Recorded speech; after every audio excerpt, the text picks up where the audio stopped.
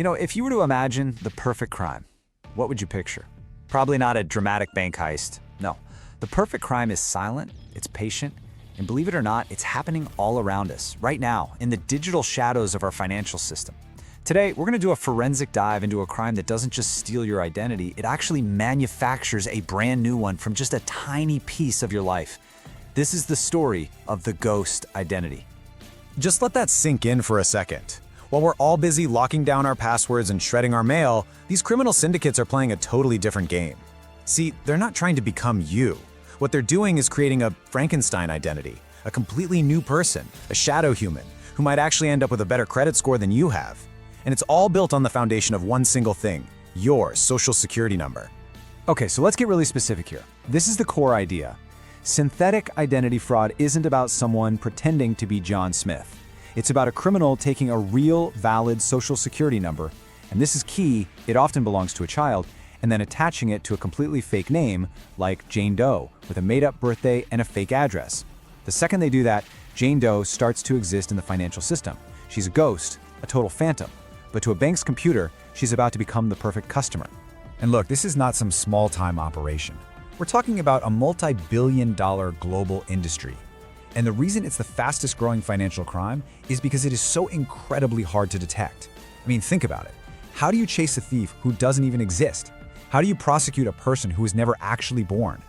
The banks are just left holding the bag for billions in losses, and the real victims, well, they often don't find out for years. And this is what makes this crime just so devastating. The criminals, they specifically target the SSNs of people who are never going to check their credit, like children, the elderly, or maybe recent immigrants. Just imagine this for a second. A child's social security number is stolen when they're 5 years old. For the next 13 years, a ghost identity lives a full financial life using that number. Then, when that kid turns 18, they go to apply for a student loan or their very first credit card, only to be told they've already got a decade of debt, defaults, and a completely ruined credit history. The time bomb just went off, and their adult life is just shattered before it even had a chance to begin. So, how is any of this even possible? Right? How do you build a person out of thin air? Well, it's not random. It's a cold, calculated process. We're going to walk through what is essentially the criminal's assembly line, a step-by-step blueprint for building one of these Frankenstein identities that's designed to fool the entire financial system. And you got to forget the image of some lone hacker in a dark basement. These are sophisticated organizations that treat this whole thing like a business. I mean, they have project plans, they have timelines, they have return on investment calculations. They are methodically, professionally constructing a phantom borrower, one digital brick at a time, with one single purpose, a massive cash out at the end. So this construction project, it follows 4 key stages. It all starts with the anchor harvest, that's finding the foundation. Then comes the subprime birth, which is where they bring the ghost to life. After that, they spend years patiently credit grooming it to build a perfect score. And it all leads up to the final heist, the bust out. Let's break down exactly how each of these work. Step 1. The anchor harvest. So the criminals need a foundation, right? An anchor for their fake identity. That anchor is a real, valid social security number. But they can't just use any number. They go to the dark web and buy what they call clean slate SSNs. And these almost always belong to children. Why? Because a child has no existing credit file. This is absolutely crucial. If they used an adult's SSN, it would immediately trigger a duplicate file alert. But a child's number? It's a blank canvas. It's a digital ghost town, just waiting for a new resident to move in. Now, here's where it gets really weird and counterintuitive. The ghost is officially born from a rejection. Get this, the criminal takes the child's SSN, combines it with their fake name and birthday, and then applies for a credit card that they know they will be denied for. The denial is the entire point, because when the bank rejects the application, its system automatically sends all that data, the fake name, fake birthday, real SSN, to the credit bureaus. The bureau's system sees that SSN has no file, so it creates one. And just like that, boom, the subprime birth has happened. The ghost now officially exists in the financial world. Okay, so once the ghost is born, the long, patient process of credit grooming begins. For the next few years, the criminals carefully build up this ghost's financial reputation. They might get a small, secured credit card and make tiny, perfect payments every single month. They'll use a technique called piggybacking, where they add the ghost as an authorized user on a credit card belonging to someone with a perfect, high-limit credit history. All of that good history just flows right over to the ghost's file. The ghost's credit score starts to skyrocket. After a few years of this phantom has a perfect payment history, almost no debt, and a credit score of like 800. It looks like the absolute ideal borrower. And this is the end game. After years of careful grooming, the ghost, with its flawless credit score, goes on an absolute borrowing spree. It gets approved for multiple high-limit credit cards, auto loans, personal loans. We're talking hundreds of thousands of dollars in a single week sometimes. And then comes the bust out. The criminals max out every single line of credit all at once. They take the cash, they buy the cars, and then poof, they vanish. The payments stop, the banks start trying to collect, but they're chasing a person who doesn't exist, living in an address that's just a P.O. box with a phone number that's been disconnected. The ghost is gone. So, the big question is, how on earth can a fake person fool the entire system? It seems totally unbelievable, right? But the criminals aren't just exploiting some tiny loophole. No, they're exploiting the very foundation of modern finance, our total reliance on automated trust. This scam works because of a fundamental glitch in how our systems decide who's trustworthy and who isn't. And this is really the central question we have to answer. How is it even possible that a Frankenstein identity, one that was completely manufactured by a criminal, can look better on paper to a bank than you or me? I mean, a real person has a messy history, right? A late payment here, a high balance there. We're imperfect. But the ghost is perfect. And it turns out, in our automated world, perfection might be suspicious to a human, but it's gospel to a computer.